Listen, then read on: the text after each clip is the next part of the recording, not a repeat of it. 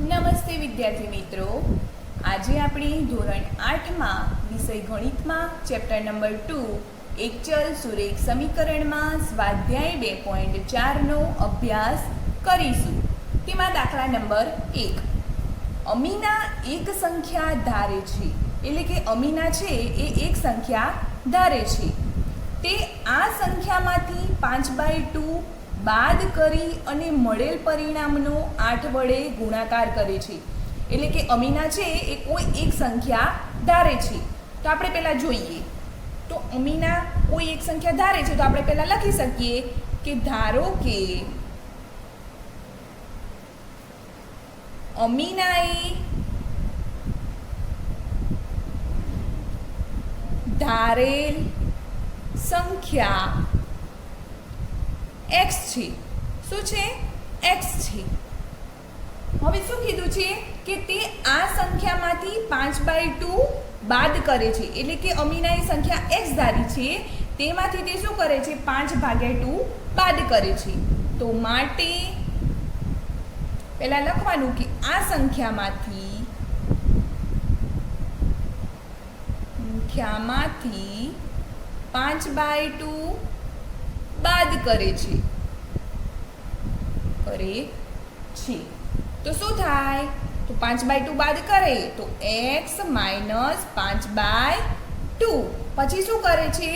મળેલ પરિણામનો 8 વડે ગુણાકાર કરે છે, એટલે કે આપણને જે આ પરિણામ મળ્યું એમાંથી તે શું કરે છે? 8 વડે ગુણાકાર કરે છે। પછી લખવાનું કે હવે તે 8 વડે ગુણાકાર કરે છે। તો શું થાય? તો માટે x - 5/2 ગુણ્યા શું થાય? 8। આ સમીકરણ કયું થયું? એક સમીકરણ। હવે આ સમીકરણ થયું, પછી શું કરે છે? જો મળેલું નવું પરિણામ ધારેલ સંખ્યાનું 3 ગણું હોય, એટલે કે જે આ પરિણામ છે આપણી ધારેલી સંખ્યા x હતી એના કરતાં કેટલું હોય? 3 ગણું હોય। તો આપણે એ લખીએ કે મળતું પરિણામ ધારેલ સંખ્યા કરતાં 3 ગણું હોય। તો શું થાય? આપણી ધારેલી સંખ્યા કઈ હતી? x હતી। જો હવે એ 3 ગણું થાય તો કેટલું થાય? તો 3x થઈ જાય। તો 3x આ આપણું સમીકરણ કયું થયું? 2। હવે સમીકરણ 1 અને બંને શું કરવાના? સરખાવાના। પછી આપણને શું કીધું છે કે તો અમીનાએ ધારેલી સંખ્યા શોધો। તો અમીનાએ ધારેલી સંખ્યા શોધવાની છે, તો આપણે x ની કિંમત શોધવાની છે। તો હવે શું થાય? તો સમીકરણ 1 અને 2 પરથી સમીકરણ 1 શું હતું? 8 કૌંસની અંદર x - 5/2 બરાબર બીજું સમીકરણ શું હતું? 3x। તો માટે આ માટે લખવાનું ખાસ ભૂલાય નહીં। હવે આપણે શું કરીએ? 8નો ગુણાકાર કરીએ। તો 8x - 8×5 40/2 3x। તો માટે હવે 40/2 આ બાજુ લઈ જઈએ અને 3x આ બાજુ લાવીએ। તો 8x - 3x પ્લસ હતા તો આ બાજુ હવે તો માઇનસ ને -40/2 આ બાજુ છે, આ બાજુ જાય તો પ્લસ 40/2। તો માટે 8x માંથી 3x જાય તો 5x આ બાજુ છેદ ઉડાડીએ તો 40/2 એટલે કે 2 દુ 4 એટલે કે 20 20 દુ કેટલા થાય? 40। તો 5x = 20। તો માટે x = 5 ગુણાકારમાં છે, તો આ બાજુ આવે તો ભાગાકારમાં। 20 ક્યારે આવે 5ના ઘડિયામાં? તો 5 ચોક 20। તો માટે x બરાબર શું મળ્યું? 4। તો x બરાબર કેટલા મળ્યા આપણને? 4। તો અમીનાએ ધારેલી સંખ્યા કઈ થાય? 4। તો અહીંયા લખી નાખવાનું કે અમીનાએ ધારેલી સંખ્યા x = 4 છે. હવે બીજો દાખલો, બે ધન સંખ્યાઓમાં પહેલી સંખ્યા બીજી સંખ્યા કરતાં 5 ગણી છે.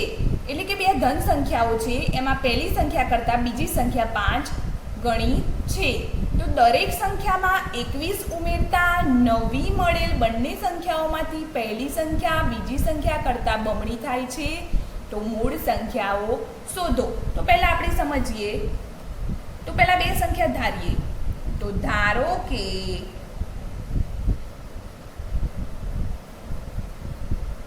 બીજી સંખ્યા, પહેલા શું લખીએ? બીજી સંખ્યા.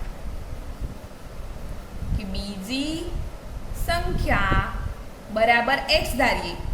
પહેલી સંખ્યા કેમ ના લખી? કારણ કે પહેલી સંખ્યા બીજી સંખ્યા કરતાં કેવી છે? 5 ગણી વધારે છે. તો પહેલી સંખ્યા એટલે કે એક સંખ્યા બરાબર કેટલા આવશે? 5x.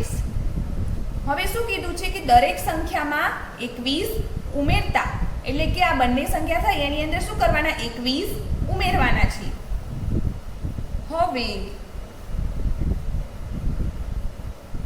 બંને સંખ્યામાં 21 ઉમેરતા, 21 ઉમેરીએ તો શું થાય સમીકરણ? તો પહેલા લખવાનું અહીંયા. તો બીજી સંખ્યા બરાબર આની અંદર 21 ઉમેરો તો શું થાય? x plus 21. આ શું થયું? સમીકરણ 1. હવે પહેલી સંખ્યા એટલે કે એક સંખ્યા. હવે આપણે લખીએ કે પહેલી સંખ્યા કેટલી હતી? 5x. તો હવે એની અંદર 21 ઉમેરો તો કેટલી થાય? તો 5x પ્લસ 21. આ સમીકરણ નંબર 2. હવે શું કીધું છે કે નવી બંને સંખ્યાઓમાંથી પહેલી સંખ્યા બીજી સંખ્યા કરતાં બમણી થાય છે. એટલે કે પહેલી સંખ્યા છે એ બીજી સંખ્યા કરતાં કેવી થાય છે? તો બમણી. હવે પહેલી સંખ્યા બીજી સંખ્યા કરતાં બમણી થાય છે. સંખ્યા કરતાં બમણી થાય છે. તો શું થશે સમીકરણ? તો માટે પહેલી સંખ્યા બીજી સંખ્યા કરતાં બમણી થાય છે. તો પહેલાનું સમીકરણ શું હતું? 5x પ્લસ 21 બરાબર પેલી બમણી થાય છે. એના આગળ શું આવશે? 2. એના બરાબર શું થશે? x પ્લસ 21 બમણી થાય છે એટલા માટે. હવે શું કરવાનું? તો આ બે ગુણાકારમાં છે તો અંદર ગુણી નાખવાના. તો 5x plus 21 is equal to 2 નો ગુણાકાર કરો તો 2x પ્લસ 21 દુ એટલે થાય 42. તો માટે હવે શું કરવાનું? 21 આ બાજુ છે પ્લસ છે, આ બાજુ જાય તો માઇનસ. 2x આ બાજુ છે પ્લસ છે, આ બાજુ જાય તો માઇનસ. તો માટે 5x minus 2x is equal to 42 minus 21. તો માટે 3x 5 માંથી 2 જાય તો 3x, 42 માંથી 21 જાય તો 21.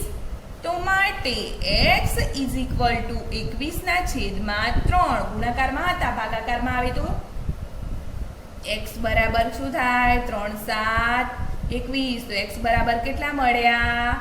7. તો હવે આપણે પહેલી સંખ્યા અને બીજી સંખ્યા જોઈએ. તો પહેલી સંખ્યા શું હતી? તો પહેલી સંખ્યા બરાબર 5x બરાબર શું આવે? 5x ની જગ્યાએ કેટલા મૂકવાના?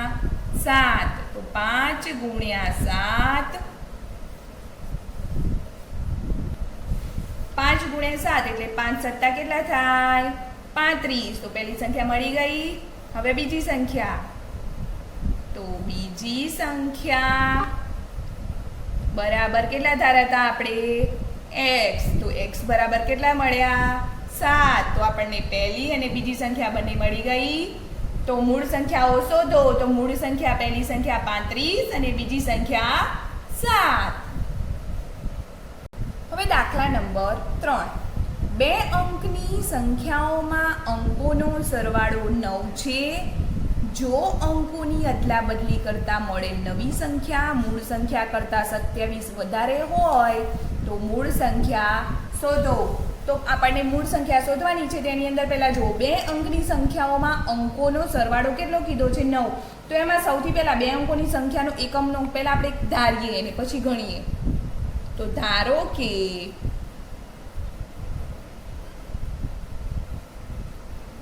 2 અંકોની આ સંખ્યાનો એકમનો અંક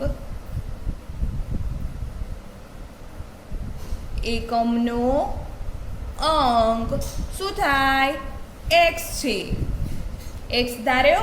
હવે સંખ્યાના એકમના અને દશકના અંકોનો સરવાળો કેટલો કીધો છે? 9. એટલે કે 2 સંખ્યા, એટલે કે એક સંખ્યા એકમનો અંક ને બીજો સંખ્યા થઈ દશકનો અંક. તો એ બંનેનો સરવાળો કેટલો કીધો છે? 9 કીધો છે. તો લખવાનું, તો સંખ્યાના એકમના અને દશકના અંકોનો સરવાળો કેટલો કીધો છે? 9 છે. એ આપણને રકમમાં આપેલો છે. મૂળ સંખ્યાનો દશકનો અંક 9 - x થાય. એટલે કે હવે આપણે મૂળ સંખ્યા, તો મૂળ સંખ્યાનો દશકનો અંક 9 - x છે. આ આપણે ધાર્યું છે. હવે શું કીધું છે? આપણે પહેલાં સમીકરણ બનાવીએ. હવે મૂળ સંખ્યા માટેનું એક ખાસ સૂત્ર છે. તો મૂળ સંખ્યા બરાબર આ ખાસ યાદ રાખવાનું. મૂળ સંખ્યાવાળો કોઈ એક્ઝામ્પલ પૂછાય અને એની અંદર 2 અંકની સંખ્યાવાળો પૂછાય, તેની અંદર આ જ રીતે દાખલો ગણવાનો. તેની અંદર આ સમીકરણ થશે. તો મૂળ સંખ્યા બરાબર 10 કૌંસની અંદર દશકનો અંક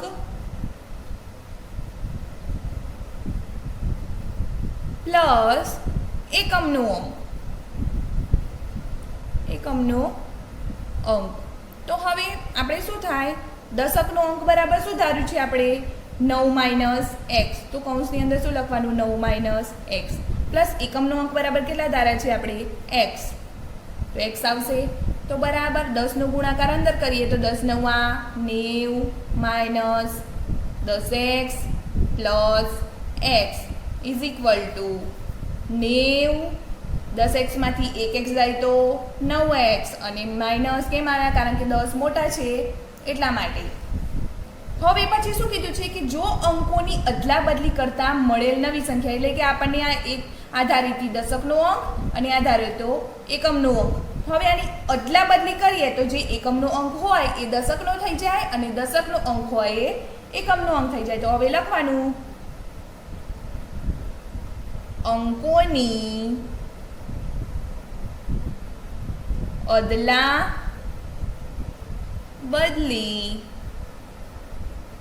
કરતા મળતી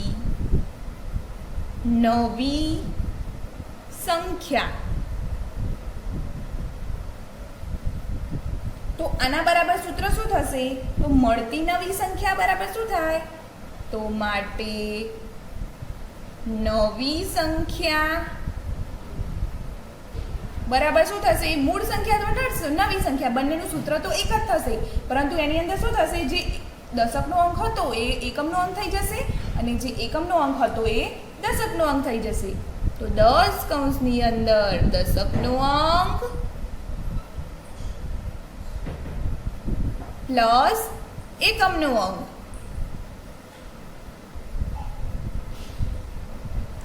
બરાબર 10. દશકનો અંક શું હતો આપણો? 9 - x હતો. હવે આની અંદર બદલાઈ જાય તો જે એકમનો અંક હતો એ x હતો પ્લસ એકમનો અંક બરાબર 9 - x બરાબર સમીકરણ શું થશે? 10x plus 9 - x is equal to 10x માંથી 1x જાય તો 9x પ્લસ 9. પછી શું કીધું છે કે મૂળ સંખ્યા કરતાં 27 વધારે હોય તો હવે આપણને જે આ મૂળ સંખ્યા મળી એના કરતાં 27 શું હોય વધારે હોય તો બંનેને શું કરવાનું સરખાવવાનું તો લખવાનું કે મૂળ સંખ્યા કરતા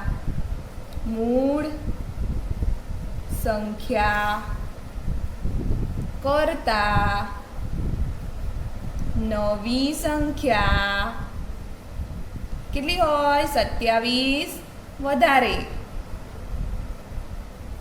તો માટે સૂત્ર શું બનશે નવી સંખ્યા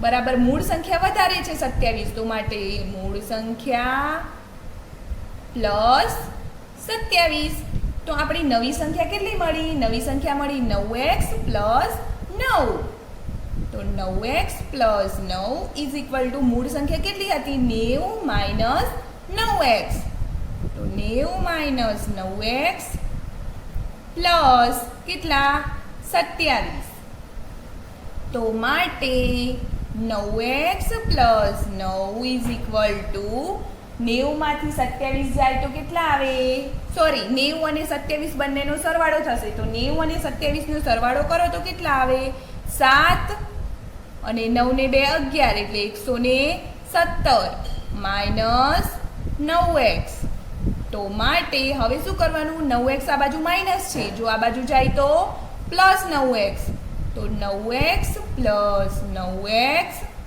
ઇઝ ઇક્વલ ટુ 117 9 પ્લસ છે તો આ બાજુ જાય બરાબર નહીં તો શું થાય માઇનસ તો માઇનસ 9 તો માટે 9x પ્લસ 9x કેટલા થશે 9 ને 9 18 તો 18x ઇઝ ઇક્વલ ટુ 117 માંથી 9 જાય તો 108 તો માટે 18x ગુણાકારમાં છે તો ગુણાકારમાંથી બરાબરની આ બાજુ જાય તો ભાગાકારમાં તો 108 ના છેદમાં 18 તો માટે x ઇઝ ઇક્વલ ટુ કેટલા થાય 18 છંગ 108 તો x બરાબર કેટલા મળ્યા આપણને 6 આપણને શોધવાનું શું કીધું હતું મૂળ સંખ્યા તો મૂળ સંખ્યા બરાબર શું થાય તો માટે મૂળ સંખ્યા બરાબર મૂળ સંખ્યાનું સૂત્ર શું હતું 90 માઇનસ જબ આપણને મૂળ સંખ્યા શું તો 90 માઇનસ શું હતા 9x તો 90 minus 9x is equal to 90 x ની જગ્યાએ કેટલા મળ્યા 6 તો ગુણ્યા 6 માટે 90 માઇનસ 9 છંગ 54 ઇઝ ઇક્વલ ટુ 90 માંથી 54 જાય તો કેટલા મળશે 36 તો આપણને હવે આ મૂળ સંખ્યા મળી ગઈ હા હવે દાખલા નંબર 4 તમારે જાતે ગણવાનો પ્રયત્ન કરવાનો જો ન આવડે તો મને પૂછજો થેન્ક યુ વિદ્યાર્થી મિત્રો